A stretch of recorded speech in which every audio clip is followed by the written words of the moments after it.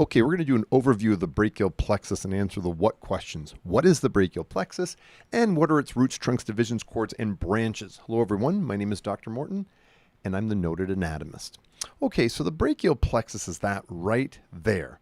Now, the C5 and T1 spinal cord levels are what comprise and make up the brachial plexus, and there's our spinal cord, and those are the C5 to T1 spinal cord levels. Now, the brachial plexus is what provides the motor and sensory innervation to the upper limb. And so if we zoom in and we take a look at, there's the dorsal root of the C5 level, and there's the sensory neuron coming in with its cell body in the dorsal root ganglion, and there's the ventral root with the motor neuron coming out, and then the ventral and dorsal roots come together to make a spinal nerve trunk, and then the spinal nerve trunk gives rise to a dorsal and ventral ramus, which is the exact same thing as this picture we've used in the past. Our roots make a spinal nerve trunk and the two rami. This is what occurs at each of the segmental levels between C5 and T1.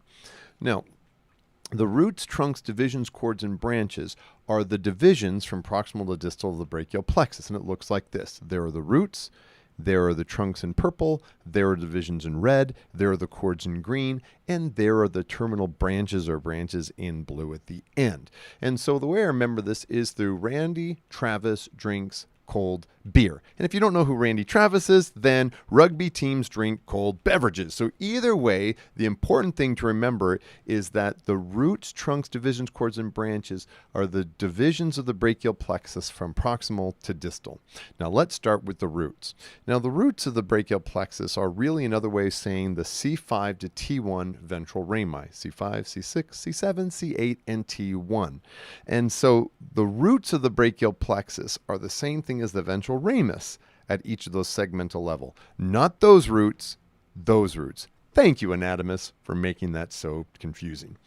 Now, the C5 to C8 roots course above their associated vertebra. So there we have this picture, and there are the C5 to T1 spinal nerves, and there are the associated vertebrae. So now let's zoom in a little bit and notice that there's the C5 nerve root coursing above the C5 vertebra, and the C6 nerve root above the C6 vertebra, C7 nerve above the C7 vertebra, and then, there's this weird thing because we actually have 8 cervical spinal nerves and only 7 cervical vertebrae. And so the C8 nerve courses below C7 and above T1, and then when we go to the T1 vertebra, everywhere below this, the nerve associated with the vertebra courses below it. So T1 nerve below T1 vertebra, T2 nerve below T2 vertebra. Cervical vertebrae and nerves are the exception. Okay, so some of the branches off the roots include one called the dorsal scapular nerve that innervates or levator scapulae and rhomboid muscles. And so there is the C5 root, and there is the dorsal scapular nerve coming from the C5 root, and it innervates our levator scapulae, rhomboideus minor, and rhomboideus major muscles. Another branch is called the long thoracic nerve that innervates our serratus anterior. So there's the C5, C6, and C7 contributions from C5, C6, and C7 roots that then make our long thoracic nerve that descends superficially and innervating the superficial to the serratus anterior and innervates our serratus anterior. And I have a hand surgeon colleague who told me that this is how he remembers it.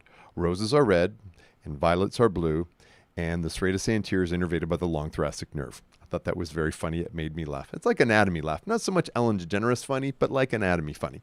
Okay, so a couple of things about the roots to remember. First is that each brachial plexus root, those things, have an associated dermatome, and a dermatome is an area of skin innervated by a specific spinal nerve level. And so there are our dermatomes. So the C5 root with the C5 dermatome, C6 root, C6 dermatome, C7 root, C7 dermatome, C8 root, C8 dermatome, T1 root, T1 dermatome. So the thing to remember is this: sensory neurons in each upper limb dermatome course to an associated brachial plexus root. Another thing to remember is each brachial plexus root have an associated myotome. And a myotome is a movement associated with a specific spinal nerve level. And so there's the C5 root. It is associated with abduction of the shoulder. C6 root associated with flexion of the elbow. C7 root, extension of the elbow. C8 root, finger flexion. T1 root, finger abduction. So the thing to remember is this. Motor neurons from each brachial plexus root course to an associated upper limb myotome with an associated movement. Okay, so now let's talk about the trunks of the brachial plexus.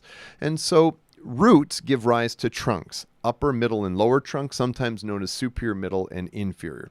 So there's the C5 and C6 roots that go shing, make the upper trunk. And then the C8 and T1 roots go shing and make the lower trunk. And then the C7 root, well, it just continues as the middle trunk, the only contribution. And so a couple of only one nerve branch we'll focus on is the suprascapular nerve that innervates our supra and infraspinatus muscles. So there is the upper trunk. So the C5 and C6 levels going into the upper trunk, making our suprascapular nerve, which then innervates our supra and infraspinatus muscles, named according to their association with the spine of the scapula. Now, the roots and trunks together exit between our anterior middle scalene muscles. So there we have our anterior middle scalene muscles, and there are the brachial plexus roots and trunks just above the clavicle. And then as well, there's the subclavian artery that squeezes between those two muscles as well. So when we zoom in, there's something called an interscalene block that when we take a look at this surface anatomy, and there's our clavicle, in the supraclavicular region, there's our subclavian artery, and there's our brachial plexus, and the X marks the spot of where you would put this block between our scalenes to knock out the brachial plexus, right there. This is really good for shoulder, arm, and elbow, not as much for forearm and hand because the inferior roots and trunks are below that, but it's really good for an access to at least shoulder and arm and elbow, and us knocking out for sensation. All right. Next, we'll talk about divisions of the brachial plexus. And so the trunks give rise to anterior and posterior divisions. So the upper trunk has an anterior and posterior division. The middle trunk bifurcates into an anterior and posterior division. And the lower trunk bifurcates into anterior and posterior divisions as well. Now, why? What's the deal here? So to answer this, let's talk about embryology for a second. Here's a cross-section through a developing embryo, and there's the developing limb bud. And so in this developing limb bud are bones, and in the bones have a dorsal and ventral muscle mass, muscles that form ventrally and dorsally to these bones. And so what we see is the following. The anterior division of the brachial plexus then sends their axons to the ventral muscle mass, which are flexors. And the posterior division of the brachial plexus sends its motor neurons to innervate the dorsal muscle mass. And so what we see is the anterior division of the brachial plexus innervates flexors, and the posterior division of the brachial plexus innervates extensors. Basically muscles in front of and muscles behind the bones.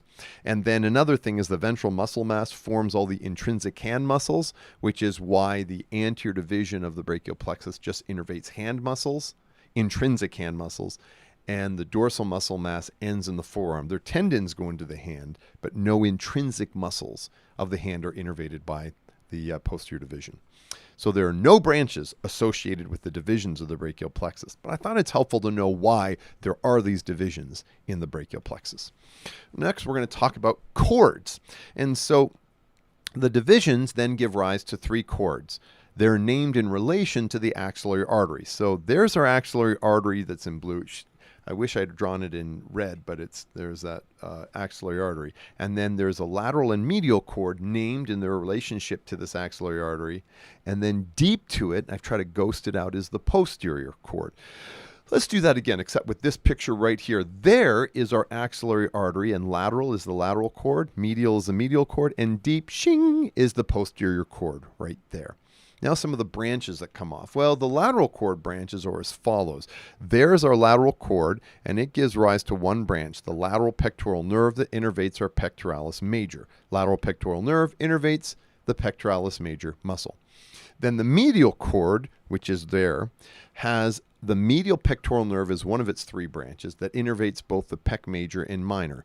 There's our medial pectoral nerve, and it innervates both pec major and pec minor. Now, only on one side. It doesn't cross over, but this picture shows the pec major on one side, and then on the other side, the pec major is dissected to show the pec minor. So it would go through both, and it looks like this.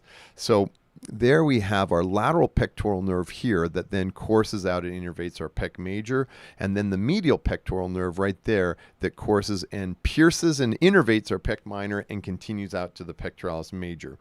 And so even though the medial pectoral nerve kind of looks lateral, these two nerves are named by their origin on the cords of the brachial plexus. Now, other medial cord branches include the medial cutaneous nerves of the arm and forearm, medial cutaneous nerve of the arm, medial cutaneous nerve of the forearm. So when we look at this picture, there's our branches of the medial cutaneous nerves of the arm, providing sensation to that region. It's also called the medial brachial cutaneous nerve. And then there's our medial cutaneous nerves of the forearm in that region, also called medial antebrachial cutaneous nerve. All right, so the posterior cord and its branches. So there's our posterior cord, and there's three branches. Upper and lower subscapular nerves that innervate our scapularis muscle. There's our upper and lower subscapular nerves, and it innervates that muscle, the subscapularis, one of our rotator cuff. And then also we have the thoracodorsal nerve there, also called the middle subscapular nerve sometimes. It innervates our latissimus dorsi muscle. Okay, we're now going to talk about the branches, also known as the terminal branches of the brachial plexus. And so the terminal branches are derived from cords. And so when we take a look at the axillary, radial, musculocutaneous, median, and ulnar nerves, they're formed by the cords. So there is our posterior cord, and it gives rise to our axillary and radial nerves. Now, the lateral cord gives rise primarily to the musculocutaneous nerve, or the median nerve gives primarily to the ulnar nerve, and together the lateral and medial cords give rise to the median nerve. And we look at this, it kind of looks like an M, kind of like that, the golden arches, where we have the musculocutaneous, median, and ulnar nerves, musculocutaneous, median, and ulnar nerves. I actually use that golden arch as that M when I'm dissecting to find that brachial plexus. And so not only is McDonald's good for the terminal branches of the brachial plexus, also good for French fries, not so much for the creepy clown. That's why I've never seen the movie It. Okay, so now we're going to talk about each one of these terminal branches, starting with the axillary nerve that innervates our deltoid and teres minor muscles and the lateral cutaneous nerve of the arm. There's our axillary nerve, and it innervates our deltoid muscle and teres minor muscle. That teres minor is part of the rotator cuff. And then it also provides cutaneous innervation there to the lateral region of the shoulder, so it's called the lateral cutaneous nerve of the arm, specifically the superior branch, also called the lateral brachial cutaneous nerve. Next, we'll talk about the radial nerve that innervates our triceps and forearm extensor muscles and has sensory branches, primarily the superficial cutaneous branch. There's our radial nerve there. And then there is our triceps on the back of the arm and our posterior forearm extensor muscles, the back of the forearm. So again, remember that dorsal musculature, extensors. And then it also provides this superficial cutaneous branch to the back of the hand, so the back of the thumb, index, and swear finger. There's other sensory distribution of radial nerve, but this is the main place that we test it. Next is the musculocutaneous nerve that innervates our biceps and brachialis muscles and gives rise to the lateral cutaneous nerve of the forearm. So there's our musculocutaneous nerve coming from that lateral cord. And it also innervates our coracobrachialis muscle, but it's more because the musculocutaneous nerve pierces that. But functionally, the biceps and the brachialis are the two functional muscles that we look at for clinically testing this musculocutaneous nerve. It also gives rise to this lateral cutaneous nerve of the forearm that provides sensation to the lateral forearm. It's also called our lateral antebrachial cutaneous nerve. Okay, next is the median nerve that innervates the forearm flexors and thenar muscles and has a superficial cutaneous branch. There's our median nerve, and then it innervates forearm flexors like ponator teres, flexor carpi radialis, and our palmaris longus muscles. It also innervates deep to that the flexor digitorum superficialis, and also deep to that, it does the flexor digitorum profundus. Now the radial half, and radial half because it's the belly that's closest to the radius, and so the radial half only, as well as our flexor pollicis longus that flexes your thumb. It also does the thenar muscles that are associated intrinsic muscles of the thumb, as well as our first and second lumbrical muscles. The sensation are as follows. So the superficial cutaneous branches of the median nerve are there. That does the volar or palmar surface of the thumb, index, swear finger, and the radial half of your ring finger, and then the dorsum of your thumb, index, swear finger, and part of the ring finger. And finally, our ulnar nerve innervates the flexor carpi ulnaris, half of the flexor digitorum profundus, a bunch of the intrinsic hand muscles, and the superficial cutaneous branches. So there's our ulnar nerve coming primarily from that medial cord, and it innervates the only muscle in the flexor compartment of the forearm that has the word ulnar in it, the flexor carpi ulnaris, and the deepest compartment there is our flexor digitorum profundus, but specifically only the ulnar half, the half that's closest to the ulnar bone that goes to your ring and pinky fingers. It also does for intrinsic hand muscles, the hypothenar muscles, these intrinsic muscles that go to the pinky, as well as our third and fourth lumbrical muscles. And in addition to those intrinsic hand muscles, it does the palmar interossei muscles called the pads, because these muscles, the palmar interossei, adduct the digits, and dorsal interossei muscle called dabs, because these muscles abduct the digits. Now, sensation, the superficial cutaneous branches will do the medial half of the palm of the hand, the pinky, and the ulnar half of your ring finger on both the front and the back of the hand. So there are the terminal branches. And that, my friends, is the brachial plexus in a nutshell.